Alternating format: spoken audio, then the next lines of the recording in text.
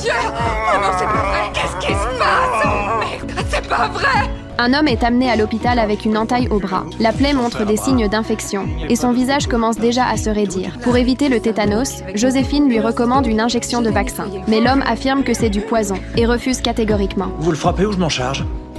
Comme prévu, il développe rapidement de la fièvre et des difficultés respiratoires. Joséphine lui conseille à nouveau de se faire vacciner, car un tétanos grave peut être mortel.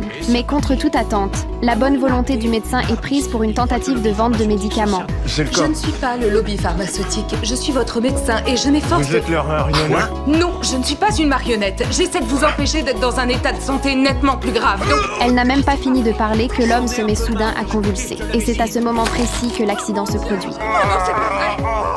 Qu'est-ce qui se passe? Oh merde! Joséphine est paniquée. Elle se précipite pour prévenir le chef de service. Le patient souffre d'une fracture grave. C'est alors que le chef remarque que Joséphine est très abattue. Elle est convaincue que c'est sa brutalité qui a provoqué la fracture.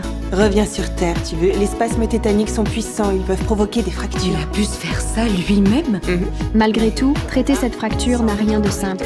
Carlos présente déjà une ancienne lésion. Pour le soigner, il faut d'abord lui briser l'os à nouveau. Et pire encore, le chef décide de confier l'intervention à l'interne Joséphine. Elle devra frapper de toutes ses forces. Après ce qui s'est passé plus tôt dans la journée, la peur l'a déjà envahie et elle craint de blesser à nouveau le patient. Donc on doit le recasser pour pouvoir le remettre en place.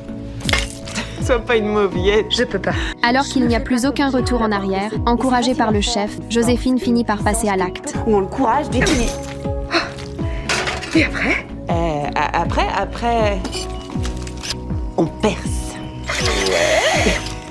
Très vite, le bras de l'homme est fixé avec des plaques en titane.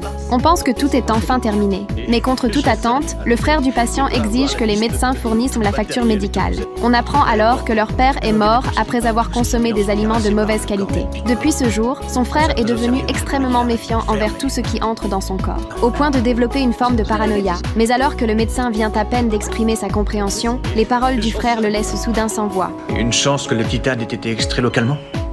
Il semble que le frère souffre lui aussi de paranoïa.